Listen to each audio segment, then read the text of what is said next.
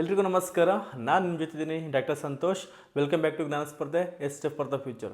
ನೋಡಿ, ನಾವು ಇವತ್ತಿನ ವಿಡಿಯೋದಲ್ಲಿ KSET ಜನರಲ್ ಪೇಪರ್ 2014 ಬಗ್ಗೆ ಡಿಸ್ಕಷನ್ ಮಾಡೋಣ. ನೋಡಿ, ನೀವು ಇಲ್ಲಿ ಮೊದಲನೇ ಕ್ವಶನ್ ನೋಡ್ಬೋದು. ಕ್ವಶನ್ ಕೇಳಿದೇನಪ್ಪ ಅಂದರೆ, ಇಲ್ಲಿ ಕೊಟ್ಟಿರುವ ಹೇಳಿಕೆಯಲ್ಲಿ ಸ್ವತಂತ್ರ ಚಲಕ ಯಾವುದು ಮತ್ತು ಅವಲಂಬಿ ಚಲಕ ಯಾವುದು ಅಂತ ನಿಮ್ಗೆ ಅದಕ್ಕೆ ಮುಂಚೆ ಗೊತ್ತಿರಲಿ.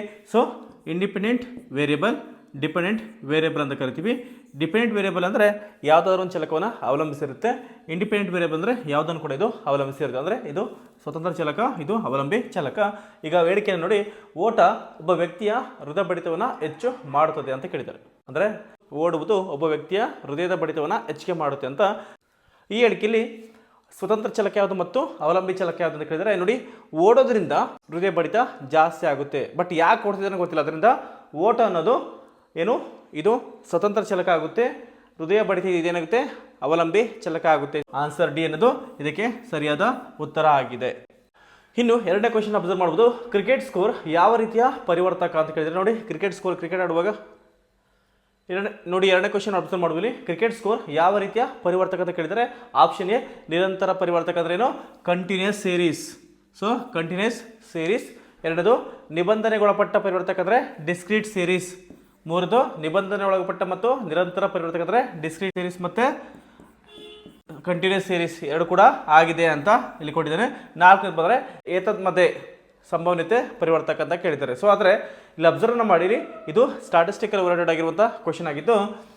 ನೋಡಿ, ಕಂಟಿನ್ಯೂಸ್ ಸೀರೀಸ್ ಅಂದರೆ ಉದಾಹರಣೆಗೆ ನಮ್ಮ ಎತ್ತರ, ಉದಾಹರಣೆಗೆ ನಮ್ಮ ಏನು ನಾವಿರುವಂಥ ಹೈಟ್ ಇದೆಯಲ್ಲ, ಎಕ್ಸಾಂಪಲ್ ನಮ್ಮ ಎಷ್ಟಿರುತ್ತೆ, 5.1, 5.2 ಈ ರೀತಿಯಲ್ಲಿ ಪಾಯಿಂಟ್ ಬರುತ್ತಲ್ವಾ, ಈ ಥರ ಬರುವಂಥ ಪಾಯಿಂಟ್ ವ್ಯಾಲ್ಯೂನೇ ಕರಿತೀವಿ ಅಂದರೆ ಕಂಟಿನ್ಯೂಸ್ ಸೀರೀಸ್. ಇನ್ನು ಡಿಸ್ಕ್ರೀಟ್ ಸೀರೀಸ್ ಏನಪ್ಪ ಅಂದರೆ ಇದು ಹೋಲ್ ನಂಬರ್. ಉದಾಹರಣೆ, ನಿಮ್ಮ ಫ್ಯಾಮಿಲಿ ಇರುವಂಥ ಸದಸ್ಯರ ಸಂಖ್ಯೆ ಎಷ್ಟು, ಉದಾಹರಣೆ 5, 6, 10. ನೋಡಿ, ಇಲ್ಲೂ ಕೂಡ ನಾವು 5.1, 6.2 ಈ ಥರ ಇಲ್ಲೂ ಕೂಡ ಹೇಳೋದಿಲ್ಲ. ಅದರಿಂದ ಇದು ಕಂಟಿನ್ಯೂಸ್ ಸೀರೀಸ್ ಅಂದರೆ ಈ ಥರ ಪಾಯಿಂಟ್ ವ್ಯಾಲ್ಯೂ ಬರುತ್ತೆ. ಡಿಸ್ಕ್ರೀಟ್ ಸೀರೀಸ್ ಅಂದರೆ ಇದು ಹೋಲ್ ನಂಬರ್ ಬರುತ್ತೆ. ಕ್ರಿಕೆಟ್ ಆಡುವಾಗ ಏನು ಮಾಡ್ತಾರಪ್ಪ ಅಂದರೆ ಇದು ಯಾವಾಗಲೂ ಕೂಡ ಈ ರೀತಿಗೆ ಹೋಲ್ ನಂಬರ್ ಇರುತ್ತೆ. ಅದರಿಂದ ಆನ್ಸರ್ ಏನು, ಡಿಸ್ಕ್ರೀಟ್ ಸೀರೀಸ್ ಅಂದರೆ ಆಪ್ಷನ್ ಬಿ, ಡಿಸ್ಕ್ರೀಟ್ ಸೀರೀಸ್ ಅನ್ನೋದು ಇದಕ್ಕೆ ಸರಿಯಾದ ಆನ್ಸರ್ ಆಗಿದೆ. ಇನ್ನು ಮೂರನೇ ಕ್ವಶನ್ ಅಬ್ಸರ್ವ್ ಮಾಡಿ. ಕ್ವಶನ್ ಏನಿದೆ ಅಂದರೆ, ಪರಿವೀಕ್ಷಣಾ ಅಂಕ ಹಂಗಂದ್ರೇನು, ಅಬ್ಸರ್ವ್ಡ್ ವ್ಯಾಲ್ಯೂ, ಅಬ್ಸರ್ವ್ಡ್ ವ್ಯಾಲ್ಯೂಸ್ ಅಂತ ಕರಿತೀವಿ. ನಿರೀಕ್ಷಿತ ಅಂಕ ಅಂದರೆ ಇದು ಎಕ್ಸ್ಪೆಕ್ಟೆಡ್ ವ್ಯಾಲ್ಯೂ ಅಂತ ಕರಿತೀವಿ. ಹಾಗಾದರೆ ಪರೀಕ್ಷಣಾಂಕ ಮತ್ತು ನಿರೀಕ್ಷಿತ ಅಂಕಗಳ ವಿಶ್ಲೇಷಣೆಗೆ ಸಹಕಾರಿಯಾಗುವಂಥ ಪರೀಕ್ಷೆ ಯಾವುದು? ನೋಡಿ, ಇದಿಷ್ಟು ಕೂಡ ಯಾವುದಪ್ಪ, ಇದು ಸ್ಟಾಟಿಸ್ಟಿಕಲ್ ಟೆಕ್ನಿಕ್ ಅಂತ ಕರಿತೀವಿ, ಸ್ಟಾಟಿಸ್ಟಿಕಲ್ ಟೆಸ್ಟ್ ಅಂತ ಕರಿತೀವಿ. ಎಷ್ಟಿದ್ದಾವೆ ಅವು ಸ್ಟಾಟಿಸ್ಟಿಕಲ್ ಟೆಕ್ನಿಕ್ಸ್ ಬಂದರೆ, ಒಂದು ಟಿ ಟೆಸ್ಟು, ಎರಡದು F test, next chi square test, ಲಾಸ್ಟ್ನದು ಝೆಡ್ ಟೆಸ್ಟ್ ಅಂತ ಕರಿತೀವಿ. ಈ ರೀತಿಯಾಗಿ ಟೆಸ್ಟ್ಗಳು ಬರ್ತವೆ. ಅದರಲ್ಲಿ ಮತ್ತೆ ಎಫ್ ಟೆಸ್ಟಲ್ಲಿ ಅನೋವಾ, ಆನ್ಕೋವಾ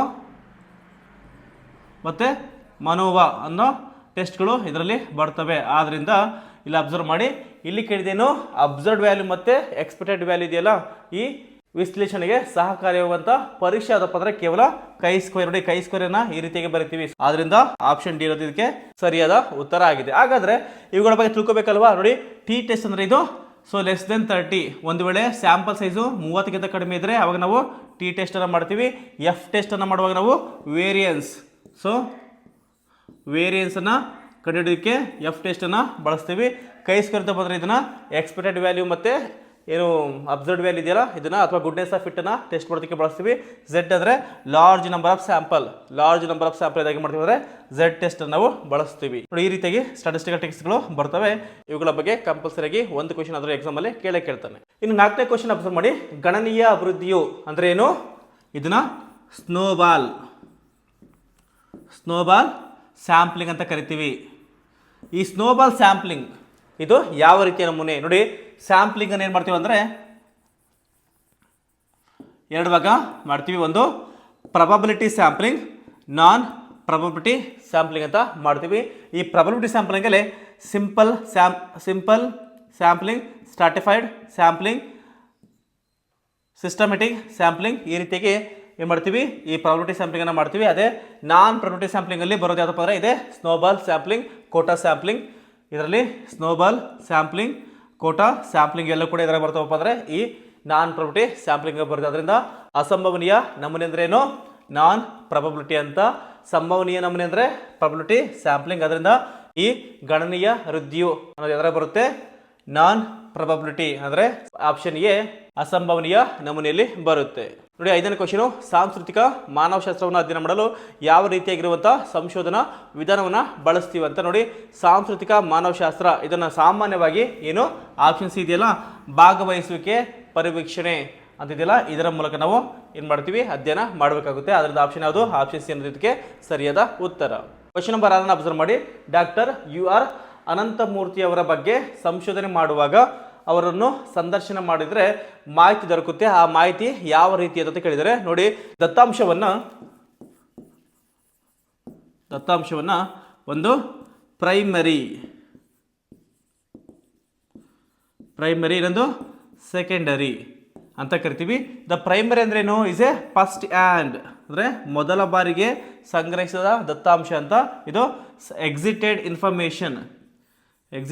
ಇನ್ಫಾರ್ಮೇಷನ್ ಅಂದ್ರೇನು, ಈಗಾಗಲೇ ಇರುವಂಥ ದತ್ತಾಂಶ. ನೋಡಿ, ಡಾಕ್ಟರ್ UR ಅನಂತಮೂರ್ತಿ ಅವರ ಬಗ್ಗೆ ಸಂದರ್ಶನ ಮಾಡುವಾಗ ಅದರ ಬಗ್ಗೆ ಅಥವಾ ಅವರು ಹೇಳುವಂಥ ವಿಷಯದ ಬಗ್ಗೆ ಎಲ್ಲೂ ಕೂಡ ದಾಖಲೆಗಳಾಗಿರೋದಿಲ್ಲ ಅಥವಾ ಎಲ್ಲೂ ಕೂಡ ಆ ಸೋರ್ಸ್ ಪ್ರಕಟಿತವಾಗಿರೋದಿಲ್ಲ. ಆದ್ದರಿಂದ ಅವರ ಬಗ್ಗೆ ತಿಳಿದುಕೊಳ್ಳುವಂಥ ಮಾಹಿತಿ ಏನಾಗುತ್ತೆ ಅಂದರೆ ಇದು ಪ್ರೈಮರಿ ದತ್ತಾಂಶ ಅಂದ್ರೇನು, ಪ್ರಾಥಮಿಕ ಮಾಹಿತಿ ಆಗುತ್ತೆ. ಅದರಿಂದ ಪ್ರಾಥಮಿಕ ದತ್ತಾಂಶ ಅಂದರೆ ಆಪ್ಷನ್ ಬಿ ಅನ್ನೋದು ಇದಕ್ಕೆ ಸರಿಯಾದ ಉತ್ತರ ಆಗಿದೆ.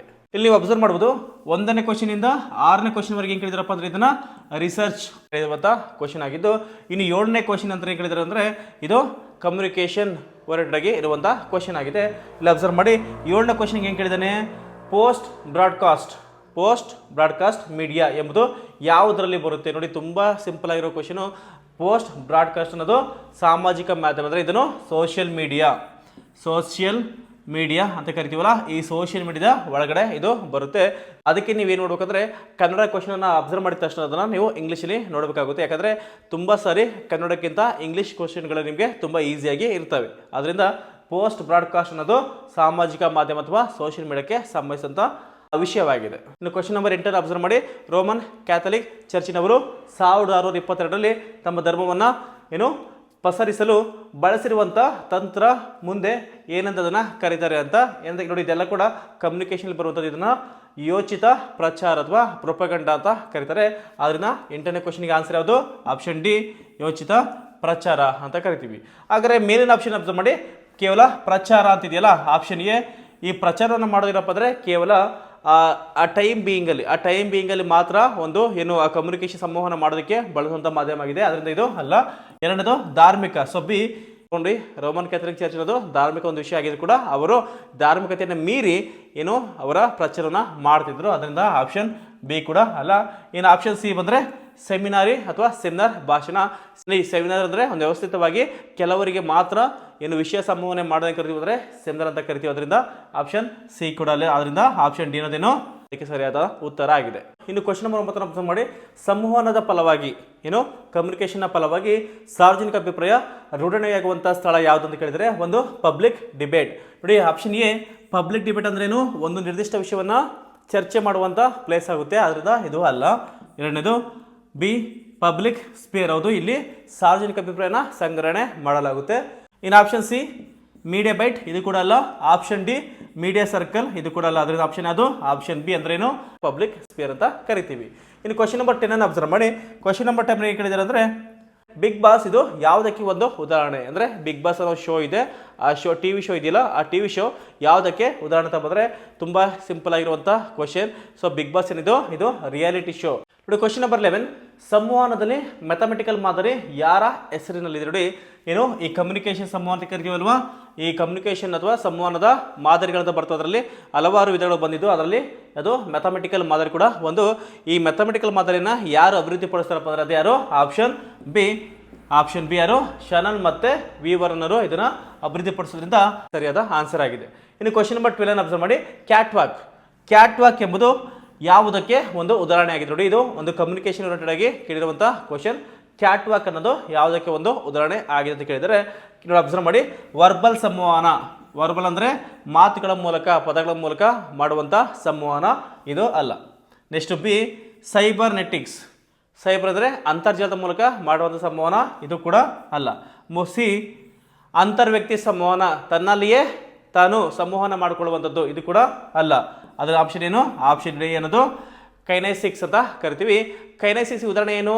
ಕೈ ಸನ್ನೆಗಳು ಅಥವಾ ಏನು ಫೇಶಿಯಲ್ ಎಕ್ಸ್ಪ್ರೆಷನ್ ಅಥವಾ ದೈಹಿಕ ಸನ್ನೆಗಳಂತ ಕರಿತೀವಿ. ಸೊ ಕ್ಯಾಟ್ ವಾಕ್ ಅನ್ನೋದು ಇದೊಂದು ದೈಹಿಕ ಸನ್ನೆ ಆಗಿದೆ. ಹೀಗೆ ಕ್ವಶನ್ ನಂಬರ್ 1ರಿಂದ 6ನೇ ಕ್ವಶನ್ ಎಲ್ಲಿಗಿತ್ತು? ರಿಸರ್ಚ್ ಓರಿಯೆಂಟೆಡ್ ಆಗಿರುವಂಥ ಕ್ವಶನ್ ಇತ್ತು. 7ರಿಂದ 12ನೇ ಕ್ವಶನ್ ಇದು ಕಮ್ಯುನಿಕೇಷನ್ ಓರಿಯೆಂಟೆಡ್ ಆಗಿ ಇದೆ ನೋಡಿ. ಅದಕ್ಕೆ ನಿಮ್ಗೆ ಹೇಳ್ತಾ ಇದ್ದೆ, KSET NET ಅನ್ನು ಓದುವಾಗ ನೀವು ಪರ್ಟಿಕ್ಯುಲರ್ ಆಗಿ ಒಂದೇ ರೀತಿ ಇರುವಂಥ ಅಧ್ಯಯನವನ್ನು ಓದಬೇಡಿ ಅಥವಾ ಏನು ಸಬ್ಜೆಕ್ಟನ್ನು ಓದಬೇಡಿ. ನೀವು ಟೋಟಲ್ ಆಗಿ 10 ಚಾಪ್ಟರ್ಗಳಿದ್ದಾವೆ. 10 ಚಾಪ್ಟರ್ ಕೂಡ ಏನು ಮಾಡ್ಬೇಕು ನೀವು ಕಂಪಲ್ಸರಿ ಆಗಿ ಅದನ್ನು ಕವರ್ ಮಾಡಿಕೊಂಡ್ರೆ ನೀವು ತುಂಬ ಈಸಿಯಾಗಿ ನೀವು KSET ಅನ್ನು ಅಥವಾ NET ಕ್ಲಿಯರ್ ಮಾಡೋದಕ್ಕೆ ಸಾಧ್ಯ ಆಗುತ್ತೆ. ಸೊ ಮುಂದಿನ ಕ್ವಶನ್ಗೆ ಹೋಗೋಣ. ಈ ಕೆಳಗಿನ 2 ಹೇಳಿಕೆಗಳು ಅಂದರೆ ಹೇಳಿಕೆ 1 ಹೇಳಿಕೆ 2 ಅಂತ ಕೊಟ್ಟಿದ್ದಾರೆ. ಅದರ ಸಹಾಯದಿಂದ ಮತ್ತೆ A ಮತ್ತು B ಅಂತ ನಿರ್ಧಾರಗಳನ್ನು ಕೊಟ್ಟಿದ್ದಾರೆ. ಆಗಿರೋ ನಾವೇನು ಮಾಡಬೇಕು? ಯಾವ ನಿರ್ಧಾರ ಹೇಳಿಕೆಗೆ ತರ್ಕಬದ್ಧವಾಗಿದೆ ಅಂತ ನಾವು ಅದನ್ನ ಕಂಡುಹಿಡಿಯಬೇಕಾಗುತ್ತೆ. ಕ್ಲೀನ್ ಅಬ್ಸರ್ವ್ ಮಾಡಿ. ಹೇಳಿಕೆ 1 ಎಲ್ಲ ಕಾಡುಗಳು ಆನೆಗಳಾಗಿವೆ. ಹೇಳಿಕೆ 2 ಕೆಲವು ಆನೆಗಳು ಕುದುರೆಗಳಾಗಿವೆ. ಅಂದರೆ ನೋಡಿ, ಎಲ್ಲ ಇದು ಕಾಡುಗಳು ಅನ್ಕೊಳ್ಳೋಣ. ಇದು ಕಾಡುಗಳು ಏನಾಗಿದ್ದಾವೆ? ಆನೆಗಳಾಗಿವೆ. ಇದು ಆನೆ. ಇನ್ನು ಕೆಲವು ಆನೆಗಳು ಕುದುರೆಗಳಾಗಿವೆ. ಏನಿದು? ಕುದುರೆ. ಇದು ಕುದುರೆ. ಇದು ಹೇಳಿಕೆ ಕೊಟ್ಟಿರುವಂಥದ್ದು. ಎಲ್ಲ ಕುದುರೆಗಳು ಕಾಡುಗಳಾಗಿವೆ. ನೋಡಿ, ಕುದುರೆಗಳು ಇಲ್ಲಿದ್ದಾವೆ. ಎಲ್ಲ ಕುದುರೆಗಳು ಕಾಡುಗಳಾಗಿವೆ. ಅಬ್ಸರ್ವ್ ಮಾಡಿರಾ? ಸೊ ಕಾಡಿನಲ್ಲಿ ಅಥವಾ ಯಾವ ಕುದುರೆ ಕೂಡ ಕಾಡುಗಳು ಆಗಿರೋದಿಲ್ಲ. ಅದರಿಂದ ಏನು ಹೇಳಿಕೆ 2A ಅನ್ನೋದು ರಾಂಗ್ ಆಗುತ್ತೆ. ಕೆಲವು ಆನೆಗಳು ಕಾಡುಗಳಾಗಿವೆ. ನೋಡಿ, ಆನೆಗಳು ಇಷ್ಟಿದ್ದಾವೆ. ಆ ಆನೆಗಳಲ್ಲಿ ಕೆಲವು ಮಾತ್ರ ಏನಾಗಿದ್ದಾವೆ? ಕಾಡುಗಳಾಗಿದ್ದಾವೆ. ಹೌದು, ಇದು ಕರೆಕ್ಟು. B ಅನ್ನೋದು ಕರೆಕ್ಟ್ ಆಗಿದೆ. ಅದರಿಂದ ಆಪ್ಷನ್ ಯಾವುದು? Option B. ಆಪ್ಷನ್ ಬಿ ಏನು? ನಿರ್ಧಾರ ಅಂದರೆ ಕೇವಲ ನಿರ್ಧಾರ B ಅನ್ನೋದು ಸರಿ ಇದೆ. ಇನ್ನು ಕ್ವಶನ್ ನಂಬರ್ 14 ಅಬ್ಸರ್ವ್ ಮಾಡಿ. ಈ ಕೆಳಗಿನ ಪ್ರಶ್ನೆಯಲ್ಲಿ ಒಂದು ಹೇಳಿಕೆಗೆ 2 ಊಹೆಗಳು, ಊಹೆ 1 ಊಹೆ 2 ಕೊಟ್ಟಿದ್ದಾರೆ. ಊಹೆಯೊಂದಿಗೆ ಏನಾದರೂ ಆಗಿರಬೇಕೆಂದುಕೊಳ್ಳುವುದು ಅಥವಾ ಭಾವಿಸುವುದು ಅಂತ ಕೊಟ್ಟಿರುವಾಗ ಈ ಕೆಳಗಿನ ಹೇಳಿಕೆ ಮತ್ತು ಊಹೆ ನೋಡಿ ಯಾವ ಹೇಳಿಕೆಯು ಸೂಚ್ಯವಾಗಿದೆ ಎಂದು ತಿಳಿಸಿ ಅಂತ ಕೊಟ್ಟಿದ್ದಾರೆ. ಇಲ್ಲಿ ಹೇಳಿಕೆ ಏನಿದೆ? ನೀವು 15 ಡಿಸೆಂಬರ್ ಒಳಗಡೆ ನಮ್ಮಲ್ಲಿ ದಾಖಲಾದರೆ 20% ರಿಯಾಯಿತಿ ಕೊಡಲಾಗುವುದು ಅಂತ ಹೇಳಿಕೆ ಇದು. ಸೊ ಹೇಳಿಕೆಯಾಗಿದ್ದು, ನೀವು ಡಿಸೆಂಬರ್ 15 ಒಳಗಡೆ ನಮ್ಮಲ್ಲಿ ದಾಖಲಾದರೆ 20% ರಿಯಾಯಿತಿ ನಿಮಗೆ ಕೊಡ್ತೀವಿ. ಇದು ಒಂದು ತರಗತಿ ನಡೆಸುವವರು ಜಾಹೀರಾತು ಕೊಟ್ಟಿರುವಂಥದ್ದು. ಓಕೆನಾ? ಹಾಗಾದರೆ ಹೇಳಿಕೆ ನೋಡಿ, ರಿಯಾಯಿತಿ ಪ್ರಸ್ತಾವವು ಉತ್ತಮ ವಿದ್ಯಾರ್ಥಿಗಳನ್ನು ಆಕರ್ಷಿಸಲು ಕಾರಣವಾಗುತ್ತದೆ. ಇದರಲ್ಲಿ ಯಾವುದು? ಊಹೆಯಲ್ಲಿ. ಸೊ ಒಂದೇದು ಏನಿದೆ? ರಿಯಾಯಿತಿ ಪ್ರಸ್ತಾಪವು ಉತ್ತಮ ವಿದ್ಯಾರ್ಥಿಗಳನ್ನು ಆಕರ್ಷಿಸಲು ಕಾರಣವಾಗುತ್ತದೆ ಅಲ್ಲ. ಯಾಕಂದ್ರೆ ಉತ್ತಮ ವಿದ್ಯಾರ್ಥಿಗಳು ಯಾವಾಗ ಕೂಡ ರಿಯಾಯಿತಿಯನ್ನು ನೋಡಿಕೊಂಡು ಹೋಗೋದಿಲ್ಲ. ಇನ್ನು ಊಹೆ 2 ತರಬೇತಿ ಶುಲ್ಕವನ್ನು ಭರಿಸಲು ಸಾಧ್ಯವಾಗದ ವಿದ್ಯಾರ್ಥಿಗಳು ಕೂಡ ಈ ತರಗತಿಗೆ ಸೇರಬಹುದು ಅಂತ ಇದೆ. ನೋಡಿ, ಅವ್ರ ತರಗತಿಗೆ ಏನೋ ಫೀಸನ್ನು ಅಥವಾ ಶುಲ್ಕವನ್ನು ಭರಿಸೋಕೆ ಸಾಧ್ಯನೇ ಇಲ್ಲ ಅಂದಾಗ ನೀವು 20% ರಿಯಾಯಿತಿ ಕೊಟ್ಟರು ಕೂಡ ಅವ್ರೇನಾಗೋದಿಲ್ಲ, ಬಂದಲ್ಲಿ ಅಡ್ಮಿಷನ್ ಆಗೋದಕ್ಕೆ ಸಾಧ್ಯ ಆಗೋದಿಲ್ಲ. ಅದೇನೋ ಆಪ್ಷನ್ ಸಿ ಇದೆಯಲ್ಲ, ಊಹೆ 1 ಮತ್ತು 2 ಸಹ ಏನಾಗಿಲ್ಲ, ಸೂಚ್ಯವಾಗಿಲ್ಲ. ಇನ್ನು 15ನೇ ಕ್ವಶನ್ ಅಬ್ಸರ್ವ್ ಮಾಡಿ. ಈ ಕೆಳಗಿನ ಪ್ರಶ್ನೆಯಲ್ಲಿ 2 ವಾದಗಳಿದ್ದಾವೆ, ವಾದ 1 ಮತ್ತು ವಾದ 2 ಅಂತ. ಯಾವ ವಾದ ಪ್ರಬಲವಾಗಿದೆ ಮತ್ತು ಯಾವ ವಾದ ದುರ್ಬಲವಾಗಿದೆ ಅಂತ ನಾವೇನು ಮಾಡ್ಬೇಕಂದ್ರೆ ಸರಿಯಾದ ಉತ್ತರವನ್ನು ಕಂಡುಹಿಡಿಯಬೇಕು. ಇಲ್ಲಿ ಅಬ್ಸರ್ವ್ ಮಾಡಿ. ಹೇಳಿಕೆ ಏನಿದೆ? ರಾಷ್ಟ್ರೀಯ ನಾಯಕರು ಮರಣ ಹೊಂದಿದಾಗ ಸಾರ್ವಜನಿಕ ರಜಾ ದಿನಗಳೆಂದು ಘೋಷಣೆ ಮಾಡಬೇಕು ಅಂತ ಹೇಳಿಕೆ ಇದೆ. ಇಲ್ಲಿ ವಾದ ಏನಿದೆ ಅಬ್ಸರ್ವ್ ಮಾಡಿ. ವಾದ 1ನಲ್ಲಿ ಇಲ್ಲ ಅಂತ ಅನಿಗದಿತ ರಜಾ ರಾಷ್ಟ್ರೀಯ ಪ್ರಗತಿನ ಕುಂಠಿತಗೊಳಿಸುತ್ತೆ. ಅಬ್ಸಲ್ಯೂಟ್ಲಿ ಇದು ಕರೆಕ್ಟ್. ಯಾಕಂದರೆ ಅನಿಗದಿತ ರಜೆಯನ್ನು ನೀಡೋದ್ರಿಂದ ರಾಷ್ಟ್ರೀಯ ಎಕನಾಮಿಕಲ್ ಆಕ್ಟಿವಿಟಿ ಸ್ಟಾಪ್ ಆಗೋದ್ರಿಂದ ಇದು ಸರಿಯಾದ ಮತ್ತು ಪ್ರಬಲವಾದ ವಾದವಾಗಿದೆ. ಇನ್ನು ಹೌದು, ಜನರು ಅಗಲಿದ ಆತ್ಮಕ್ಕೆ ತಮ್ಮ ಗೌರವಾರ್ಪಣೆ ಸಲ್ಲಿಸಲು ಇಚ್ಛಿಸುತ್ತಾರೆ. ಸೊ ಇದು ಕೂಡ ಹೌದು. ಆದರೆ ಇವೆರಡರಲ್ಲಿ ಏನು ತುಂಬ ಪ್ರಬಲವಾದ ವಾದ ಯಾವುದಪ್ಪ ಅಂದರೆ ಎ. ಸೊ ಅದರಿಂದ ಆಪ್ಷನ್ ಇದೆಯಲ್ಲ, ಕೇವಲ ವಾದ 1 ಪ್ರಬಲವಾಗಿದೆ. ಅದರಿಂದ ಆಪ್ಷನ್ ಏನದು ಇದಕ್ಕೆ ಸರಿಯಾದ ಉತ್ತರ ಆಗಿದೆ. ಇನ್ನು 14ನೇ ಕ್ವಶನ್, 4 ಪದಗಳನ್ನು ಕೊಟ್ಟಿದ್ದಾರೆ. ಅಲ್ಲಿ ಇರುವಂಥ ಒಂದು ಭಿನ್ನವಾದ ಪದವನ್ನು ನಾವು ಏನು ಮಾಡಬೇಕು, ಗುರುತನ್ನು ಮಾಡಬೇಕಾಗುತ್ತೆ. ನೋಡಿ, ಈ ರೀತಿಯಾಗಿ ಪ್ರತಿಯೊಂದು KSET ಮತ್ತು NET ಎಕ್ಸಾಮಲ್ಲಿ ಕೇಳ್ತಿದ್ದಾರೆ. ಇಲ್ಲಿ ಅಬ್ಸರ್ವ್ ಮಾಡೋದು, ಎ ಕಲಸು ಮಣ್ಣು, ಬಿ ಹೂಳು, ಸಿ ಮಡಿಕೆ ಮಾಡುವ ಮಣ್ಣು, ಡಿ ಮರಳು. ಒಂದು ಕಡೆಯಿಂದ ನಾವು ಅಬ್ಸರ್ವ್ ಮಾಡಿದರೆ ಈ ABCD ಇವು 4 ಕೂಡ ಮಣ್ಣುಗಳೇ. ಅಂದರೆ ಇದು ಅಷ್ಟು 4 ಕೂಡ ಒಂದೇ ರೀತಿಯಾಗಿರುವಂಥ ಮಣ್ಣುಗಳು ಆಗುತ್ತೆ. ಆದ್ದರಿಂದ ಇದಕ್ಕೇನು ಮಾಡಿದ್ದಾರೆ, ಗ್ರೇಸ್ ಮಾರ್ಕ್ಸನ್ನು ಕೊಟ್ಟಿದ್ದಾರೆ. ಒಂದು ವೇಳೆ ನೀವು ಎಕ್ಸಾಮನ್ನು ಅಟೆಂಡ್ ಮಾಡುವಾಗ ಗೊತ್ತಾಗೋದಿಲ್ಲವಲ್ವಾ, ಅವಾಗ ಏನು ಮಾಡಿದರೆ ಈ 4 ಅಬ್ಸರ್ವ್ ಮಾಡಿದರೆ ಆಪ್ಷನ್ ಡಿ ಇದೆಯಲ್ಲ, ಇದು ಸ್ವಲ್ಪ ವಿಭಿನ್ನವಾದ ಪದವಾಗಿದ್ದು ಇದನ್ನು ನಾವು ಸರಿಯಾಗಿರುವಂಥ ಉತ್ತರ ಅಂತ ನಾವು ಹಾಕ್ಬೋದು. ಆದರೆ 2014ನೇ ಎಕ್ಸಾಂಪಲ್ ಇದಕ್ಕೆ ಗ್ರೇಸ್ ಮಾರ್ಕ್ಸನ್ನು ಕೊಟ್ಟಿದ್ದಾರೆ. ನೋಡಿ ಕ್ವಶನ್ 17 ಅಬ್ಸರ್ವ್ ಮಾಡೋದು. ಮೇಲ್ತುದಿಯಲ್ಲಿ ಕೊಟ್ಟ ಜೋಡಿ ಪದಗಳಿರುವ ಸಂಬಂಧವನ್ನೇ ಹೊಂದಿರುವ ಪದಗಳ ಜೋಡಿಯನ್ನು ಆರಿಸಿ. ನೋಡಿ ಏನು ಕೊಟ್ಟಿದ್ದಾನೆ, ಪಿಂಜಿ ಅನ್ನೋದು ನೂಲು. ಸೊ ನೂಲನ್ನು ನಾವೇನು ಮಾಡ್ತೀವಿ, ಪಿಂಜಿಯಾಗಿ ಅದನ್ನು ಮಾಡೋದ್ರಿಂದ ಕೆಳಗಡೆ ಅದೇ ರೀತಿಯಾಗಿದ್ದ ಸಂಬಂಧವನ್ನು ಹೇಳಬೇಕಾಗುತ್ತೆ. ಆಪ್ಷನ್ ಎ ಹಿಂಡು ಅಂದರೆ ನಿಂಬೆಹಣ್ಣ ಹಿಂಡ್ತೀವಿ, ಆದರೆ ಆ ನಿಂಬೆಹಣ್ಣು ಹಿಂಡೋದ್ರಿಂದ ಆ ನಿಂಬೆಹಣ್ಣಿನ ಏನಾಗುತ್ತೆ, ಸ್ವರೂಪ ಬದಲಾಗುತ್ತೆ. ಇದು ಅಲ್ಲ. ನೆಕ್ಸ್ಟ್ ಆಪ್ಷನ್ ಬಿ ಕಲ್ಲಿದ್ದಲು. ಇದು ಕೂಡ ಅಷ್ಟೇ, ಕಲ್ಲಿದ್ದ ನಾವು ಬೆಂಕಿಯನ್ನು ಹಚ್ತೀವಿ, ಇದು ಕೂಡ ಏನಾಗುತ್ತೆ, ಬೆಂಕಿ ಆಗೋದ್ರಿಂದ ಅದರ ಸ್ವರೂಪ ಬದಲಾಗುತ್ತೆ. ನೆಕ್ಸ್ಟು ಆಪ್ಷನ್ ಡಿ ಮರ ಇದೆ, ಮರದಿಂದ ನಾವು ಮರದ ದಿಮ್ಮಿಯನ್ನು ಮಾಡ್ತೀವಿ, ಇದರಿಂದ ಏನಾಗುತ್ತೆ, ಮರದ ಸ್ವರೂಪ ಕೂಡ ಚೇಂಜ್ ಆಗುತ್ತೆ. ಹಾಗಾದರೆ ಆಪ್ಷನ್ ಸಿ ಬರೋಣ. ನೋಡಿ ಆಪ್ಷನ್ ಸಿ ಯಾವುದು, ಕಾಗದ ಅಂದರೆ ರಿಮ್. ಕಾಗದವನ್ನು ರಿಮ್ ಮಾಡಿ ಅದನ್ನು ಪ್ಯಾಕ್ ಮಾಡ್ತಾರೆ, ಅಲ್ಲಿ ಕಾಗದದ ಸ್ವರೂಪ ಚೇಂಜೇ ಆಗೋದಿಲ್ಲ. ಅದರಿಂದ ಆಪ್ಷನ್ ಯಾವುದು, ಆಪ್ಷನ್ ಸಿ ಅನ್ನೋದು ಇದಕ್ಕೆ ಸರಿಯಾದ ಉತ್ತರ ಆಗಿದೆ. ಇನ್ನು ಕ್ವಶನ್ ನಂಬರ್ 18 ಅಬ್ಸರ್ವ್ ಮಾಡಿ. ಈ ಕೆಳಗೆ ಕೊಟ್ಟಿರುವಂಥ ಹೇಳಿಕೆಗೆ ತಿರುಗು ಮುರುಗಾದ ಅಂದರೆ ಯೂನಿವರ್ಸಲ್ ಸ್ಟೇಟ್ಮೆಂಟ್ ಯಾವುದು ಅಂತ ಹೇಳಿಕೆನಿದೆ. ಹಿಮ ಬಿದ್ದರೆ ಆಗ ಸ್ಕಿಟ್ಟರ್ ಸ್ವೆಟರ್ ಧರಿಸುತ್ತಾನೆ ಅಂತ ಆಪ್ಷನ್ಸ್ ಇದೆ. ಇದಕ್ಕೆ ತಿರುಗು ಮುರುಗಾದ ಅಥವಾ ಯೂನಿವರ್ಸಲ್ ಸ್ಟೇಟ್ಮೆಂಟ್ ಯಾವುದಪ್ಪ ಅಂದರೆ ಆಪ್ಷನ್ ಅಬ್ಸರ್ವ್ ಮಾಡಿ. ಆಪ್ಷನ್ ಎ ಸ್ಕಿಟ್ಟರ್ ಸ್ವೆಟರ್ ಧರಿಸಿದರೆ ಆಗ ಹಿಮ ಬೀಳುತ್ತದೆ, ಅಲ್ಲ. ನೆಕ್ಸ್ಟು ಬಿ ಸ್ಕಿಟ್ಟರ್ ಸ್ವೆಟರ್ ಧರಿಸದಿದ್ದರೆ ಆಗ ಹಿಮ ಬೀಳುತ್ತಿರಲಿಲ್ಲ, ಇದು ಕೂಡ ಅಲ್ಲ. ಆಪ್ಷನ್ ಸಿ ಆಗ ಹಿಮ ಬೀಳುತ್ತಿಲ್ಲವೆಂದರೆ ಆಗ ಸ್ಕಿಟ್ಟರ್ ಸ್ವೆಟರ್ ಧರಿಸುವುದಿಲ್ಲ, ಇದು ಹೌದು. ಆಪ್ಷನ್ ಡಿ ಹಿಮ ಬೀಳುತ್ತಿಲ್ಲವೆಂದರೆ ಆಗ ಸ್ಕಿಟ್ಟರ್ ಸ್ವೆಟರ್ ಧರಿಸುತ್ತಾನೆ, ಇದು ಕೂಡ ಅಲ್ಲ. ಹಾಗಾದರೆ ನಿಮ್ಮ ಕ್ವಶನ್ ಬರ್ಬೋದು, ಯಾಕೆ ಆಪ್ಷನ್ ಸಿನೇ ಇದಕ್ಕೆ ಸರಿಯಾದ ಉತ್ತರ ಅಂದರೆ ಅಲ್ಲೇನು ಕೇಳಿದಾನೆ, ತಿರುಗು ಮುರುಗಾದ ಅಂದರೆ ಸಂಪೂರ್ಣ ಸೆಂಟೆನ್ಸ್ ಇದೆಯಲ್ಲ, ಆ ಸಂಪೂರ್ಣ ಸೆಂಟೆನ್ಸ್ ಏನಾಗಬೇಕು, ಯೂನಿವರ್ಸಲ್ ಸ್ಟೇಟ್ಮೆಂಟ್ ಆಗಬೇಕು. ಯೂನಿವರ್ಸ್ ಅಂದ್ರೆ ಏನು ನೋಡಿ, ಹಿಮ ಬಿದ್ದರೆ, ಅದಕ್ಕೆ ಆಪೋಸಿಟ್ಟು ಹಿಮ ಬೀಳದಿದ್ದರೆ. ಸ್ಕಿಟ್ಟರ್ ಸ್ವೆಟರ್ ಧರಿಸುತ್ತಾನೆ, ಅದಕ್ಕೆ ಯೂನಿವರ್ಸಲ್ ಸ್ಟೇಟ್ಮೆಂಟ್ ಏನೋ ಧರಿಸೋದಿಲ್ಲ, ಅಂದರೆ ಹಿಮ ಬೀಳದೇ ಇದ್ದರೆ ಏನು ಮಾಡೋದಿಲ್ಲ, ಸ್ಕಿಟ್ಟರ್ ಸ್ವೆಟರ್ನ ಅವನು ಧರಿಸುವುದೇ ಇಲ್ಲ. ಈ ರೀತಿಯಾಗಿ ಯೂನಿವರ್ಸಲ್ ಸ್ಟೇಟ್ಮೆಂಟನ್ನು ಕೇಳಿದಾನೆ. ಅದರಿಂದ ಆಪ್ಷನ್ ಅದು ಸಿ ಅನ್ನೋದಕ್ಕೆ ಸರಿಯಾದ ಉತ್ತರ ಆಗಿದೆ. ನೋಡಿ 19ನೇ ಕ್ವಶನ್, ಮಾಹಿತಿಯ ಒಂದು ಪ್ರಮಾಣ ಯಾವುದು? ನೋಡಿ ಮಾಹಿತಿಯ ಒಂದು ಸಣ್ಣ ಪ್ರಮಾಣ ಏನು, ಅತ್ಯಂತ ಒಂದು ಸಣ್ಣ ಪ್ರಮಾಣ ಯಾವತ್ತಪ್ಪ ಅಂದರೆ ಬೀಟ್. ಇದು ಕಂಪ್ಯೂಟರ್ಗೆ ಸಂಬಂಧಿಸಿದಂಥ ವಿಷಯವಾಗಿದ್ದು ಅದರ ಆಪ್ಷನ್ ಏನು, ಆಪ್ಷನ್ ಏನದು ಇದಕ್ಕೆ ಸರಿಯಾದ ಉತ್ತರ ಆಗಿದೆ. ನೀನು 20ನೇ ಕ್ವಶನ್ ಅಬ್ಸರ್ವ್ ಮಾಡ್ಬೋದು. MS ಆಫೀಸ್ನ ಕ್ರಮಬದ್ಧ ಆವೃತ್ತಿ ಯಾವುದು ಇದರಾಗೆ ಅಲ್ಲ ಅಂತ. ಸೊ ಆಪ್ಷನ್ ಎ ಇದು ಆಫೀಸ್ XP ಅಂತ ಕರಿತೀವಿ, ಇದು ಹೌದು, ಇದು MS ಆಫೀಸ್ನ ಒಂದು ಕ್ರಮಬದ್ಧ ಆವೃತ್ತಿ ಆಗಿದೆ. ಆಪ್ಷನ್ ಸಿ ಆಫೀಸ್ 2007, ಇದು ಕೂಡ ಹೌದು. ಆಫೀಸ್ 2010 ಕೂಡ ಹೌದು. ಆಪ್ಷನ್ ಬಿ ಅದು ಆಫೀಸ್ ವಿಸ್ಟಾ ಅನ್ನೋದು ಇದು ಇನ್ನು MS ಆಫೀಸ್ನ ಒಂದು ಕ್ರಮಬದ್ಧ ಆವೃತ್ತಿ ಆಗಿರೋದಿಲ್ಲ. ಇನ್ನು ಕ್ವಶನ್ ನಂಬರ್ 21 ಅಬ್ಸರ್ವ್ ಮಾಡಿ. ERPಯ ಸಂಕ್ಷಿಪ್ತ ಅಥವಾ ಅದರ ಲಾಂಗ್ ಫಾರ್ಮ್ ಅಂತ ಕೇಳಿದ್ರೆ ನೋಡಿ, ಈ ರೀತಿಯಾಗಿ ಕಂಪಲ್ಸರಿ ಆಗಿ ಅಥವಾ KSET ಅಥವಾ ನೆಟ್ ಆಗಲಿ ಕಂಪಲ್ಸರಿ ಆಗಿ ಒಂದು ಕ್ವಶನ್ ಕೇಳ್ತಾರೆ. ಹಾಗಿದ್ರೆ ERP ಇದೊಂದು ಕಂಪ್ಯೂಟರ್ನ ಪದವಾಗಿದ್ದು ಇದರ ಲಾಂಗ್ ಫಾರ್ಮ್ ಏನಪ್ಪ ಅಂದರೆ ಇದೊಂದು ಎಂಟರ್ಪ್ರೈಸ್ ರಿಸೋರ್ಸ್ ಪ್ಲಾನಿಂಗ್ ಅಂತ ಕರಿತೀವಿ. ಅದರಿಂದ ERP ಅಂದರೆ option C enterprise resource planning ಅಂತ ಕರೀತಾರೆ. ಅದರಿಂದ ಆಪ್ಷನ್ ಸಿ ಅನ್ನೋದು ಇದಕ್ಕೆ ಸರಿಯಾದ ಉತ್ತರ ಆಗಿದೆ. ಕ್ವಶನ್ 22 ಅಬ್ಸರ್ವ್ ಮಾಡಿ. ಟ್ರೋಜನ್ ಅರ್ಸ್ ಇದೊಂದು ಏನಂತ ಕೇಳಿದರೆ ಆಪ್ಷನ್ ಎ ಇದು ಮೈಕ್ರೋಸಾಫ್ಟ್ ವರ್ಡ್ ಒಳಗಡೆ ಕಾರ್ಯಗಳನ್ನು ಒದಗಿಸುವ ಒಂದು ಸಾಫ್ಟ್ವೇರ್ ಪ್ರೋಗ್ರಾಮ್ ಆಗಿದೆ, ಅಲ್ಲ. ಎಷ್ಟು ಕಂಪ್ಯೂಟರ್ ವೈರಸ್ ಅನ್ನು ಪತ್ತೆ ಹಚ್ಚಲು ವಿನ್ಯಾಸಗೊಳಿಸುವ ಒಂದು ಸಾಫ್ಟ್ವೇರ್, ಇದು ಕೂಡ ಆಪ್ಷನ್ ಬಿ, ಇದು ಕೂಡ ಅಲ್ಲ. ಆಪ್ಷನ್ ಸಿ ಈ ಒಂದು ಮಾಹಿತಿ ವ್ಯವಸ್ಥೆಯು ಗುಣಮಟ್ಟ ಹೆಚ್ಚಿಸಲು ವಿನ್ಯಾಸಗೊಳಿಸಿರುವಂಥ ಒಂದು ಅಪ್ಲಿಕೇಶನ್ ಸಾಫ್ಟ್ವೇರ್ ಆಗಿದೆ. ಸೊ ಆಪ್ಷನ್ ಸಿ ಇದು ಕೂಡ ಅಲ್ಲ. ಆಪ್ಷನ್ ಡಿ ಮೇಲ್ನೋಟಕ್ಕೆ ಕಾನೂನುಬದ್ಧವಾಗಿ ಕಾಣಿಸಿ ಅಂತರ್ಯದಲ್ಲಿ ಹಾನಿ ಮಾಡುವ ಕಾರ್ಯಗಳನ್ನೊಳಗೊಂಡ ಒಂದು ಸಾಫ್ಟ್ವೇರ್ ಪ್ರೋಗ್ರಾಮ್ ಇದು ಆಗಿದೆ. ಅದರಿಂದ ಆಪ್ಷನ್ ಡಿ ಏನಿದು ಇದು ಇದಕ್ಕೆ ಸರಿಯಾದ ಉತ್ತರ. ಇದನ್ನು ಟ್ರೋಜನ್ ಅರ್ಸ್ ಅಂತ ಕರೀತಾರೆ. ಇನ್ನು 23ನೇ ಕ್ವಶನ್ ಅಬ್ಸರ್ವ್ ಮಾಡಿ. ಬೈನರಿ ಪದ್ಧತಿ, ಬೈನರಿ ಅಂದರೆ ಎಷ್ಟು, 2 ಅಂತ. ಬೈನರಿ ಪದ್ಧತಿಯು ಯಾವ ಸಂಖ್ಯೆಗಳನ್ನು ಮಾತ್ರ ಬಳಸುತ್ತದೆ ಅಂತ ಕ್ವಶನ್ನ ಕೇಳಿದರೆ ನೋಡಿ, ಬೈನರಿ ಅಂದ ತಕ್ಷಣ ಕಂಪ್ಯೂಟರ್ಗೆ ನಮಗೆ ಹೇಗೆ ನಾರ್ಮಲ್ ಆಗಿ 1 2 3 4 ಈ ಥರ ಸಂಖ್ಯೆಗಳು ಅರ್ಥ ಆಗುತ್ತಲ್ವಾ, ಇದೇ ರೀತಿಯಲ್ಲಿ ಮೆಷಿನ್ ಅಥವಾ ಕಂಪ್ಯೂಟರ್ಗೆ ಅರ್ಥವಾಗುವಂಥ ಭಾಷೆ ಯಾವುದಪ್ಪ ಅಂದರೆ ಅದೇ ಬೈನರಿ ಪದ್ಧತಿ ಅಥವಾ ಬೈನರಿ ಕೋಡ್ ಅಂತ ಕರಿತೀವಿ.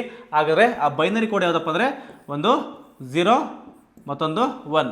ನೋಡಿ ಇವು ಸಂಖ್ಯೆಗಳಲ್ಲ, ಇವು ಸಂಕೇತಗಳು. ಹಾಗಾದ್ರೆ 0 ಅಂದ್ರೆ ಏನು, ಇದು ಲೋವರ್ ಲಿಮಿಟ್, ಇದು ಹೈಯರ್ ಲಿಮಿಟ್ ಅಂತ ಅರ್ಥ. ನಿಮಗೆ ಕ್ವಶನ್ ಕೂಡ ಕೇಳ್ಬೋದು, ಏನು ಕಂಪ್ಯೂಟರ್ನ ಭಾಷೆಯಲ್ಲಿ ಲೋವರ್ ಲಿಮಿಟ್ ಅಂದರೆ ಯಾವುದಂದರೆ 0, ಹೈಯರ್ ಲಿಮಿಟ್ ಅಂದರೆ ಯಾವುದು ಅದು 1 ಅಂತ ಅರ್ಥ ಆಗುತ್ತೆ. ಅದರಿಂದ ಆಪ್ಷನ್ ಬಿ ಏನಾಗಿದೆ ಇದಕ್ಕೆ ಸರಿಯಾದ ಉತ್ತರ ಆಗಿದೆ. ಇನ್ನು ಕ್ವಶನ್ ನಂಬರ್ 20 ಅಬ್ಸರ್ವ್ ಮಾಡಿ. ಒಂದೇ ಸಮಯದಲ್ಲಿ ಒಂದಕ್ಕಿಂತ ಹೆಚ್ಚು ಅಪ್ಲಿಕೇಶನ್ಗಳನ್ನು ನಾವು ಚಲಾಯಿಸಬಲ್ಲ ಒಂದು ಆಪರೇಟಿಂಗ್ ಸಿಸ್ಟಮ್ನ ಸಾಮರ್ಥ್ಯವನ್ನು ಏನಂತ ಕರಿತೀವಿ ಅಂತ ಅಂದರೆ ಒಂದೇ ಟೈಮಲ್ಲಿ ಒಂದಕ್ಕಿಂತ ಹೆಚ್ಚು ಅಪ್ಲಿಕೇಶನನ್ನು ಆಪರೇಟಿಂಗ್ ಮಾಡುವಂಥ ಒಂದು ವ್ಯವಸ್ಥೆ ನಾವು ಏನಂತ ಕರಿತೀವಿ ಅಂತ ಬಿ ಮಲ್ಟಿ ಟಾಸ್ಕ್ ಅಂತ ಕರಿತೀವಿ. ಇದು ಕಂಪ್ಯೂಟರ್ಗೆ ಸಂಬಂಧಿಸಿದ ಪ್ರಶ್ನೆ ಆಗಿದ್ದು ಇದನ್ನು ಮಲ್ಟಿ ಟಾಸ್ಕಿಂಗ್ ಅಂತ ಕರಿತೀವಿ. ಕ್ವಶನ್ 25 ಅಬ್ಸರ್ವ್ ಮಾಡಿ. ನ್ಯಾಕ್ನ ಪ್ರಧಾನ ಕಚೇರಿ ಇಲ್ಲಿದೆ. ಯಾಕಂದರೆ ನ್ಯಾಕ್ ಅನ್ನೋದೇನಿದು ಉನ್ನತ ಶಿಕ್ಷಣದಲ್ಲಿ ಗುಣಮಟ್ಟವನ್ನು ಪರೀಕ್ಷಿಸುವ ಅಥವಾ ಪರಿಶೀಲಿಸುವಂಥ ಒಂದು ಸಂಸ್ಥೆಯಾಗಿದ್ದು ಇದನ್ನು UGC ನೋಡಿ, ಇದನ್ನು ಕೇಳಿರ್ಬೋದು, ಲಾಂಗ್ ಫಾರ್ಮ್ ಕೇಳ್ಬೋದು. UGC ಅಂದರೆ ಯೂನಿವರ್ಸಿಟಿ ಗ್ರಾಂಟ್ ಕಮಿಷನ್ ಅವರು 1994 ಸೆಪ್ಟೆಂಬರ್ನಲ್ಲಿ ಇದನ್ನು ಸ್ಟಾರ್ಟ್ ಮಾಡ್ತಾರೆ. ಇಲ್ಲಿ ಬೆಂಗಳೂರಲ್ಲಿ. ಸೊ ಬೆಂಗಳೂರು ಇದು ಸ್ಟಾರ್ಟ್ ಆಗುತ್ತೆ. ಅಂದರೆ ಇದರ ಪ್ರಧಾನ ಕಚೇರಿ ಇದೆ ಅಂದರೆ ಬೆಂಗಳೂರಾಗಿದೆ. ಮತ್ತೊಂದು ಕ್ವಶನ್ ಕೇಳೋದಪ್ಪ ಅಂದರೆ ಈ ನ್ಯಾಕ್ನ ಈ ಪ್ರಸ್ತುತ ಚೇರ್ಮನ್ ಯಾರಪ್ಪ ಅಂದರೆ ಪ್ರೊಫೆಸರ್ ಅನಿಲ್ ಸಹಸ್ರಬುದ್ಧೆ. ಇನ್ನು ಕ್ವಶನ್ ನಂಬರ್ 26 ಅಬ್ಸರ್ವ್ ಮಾಡಿ. ICHR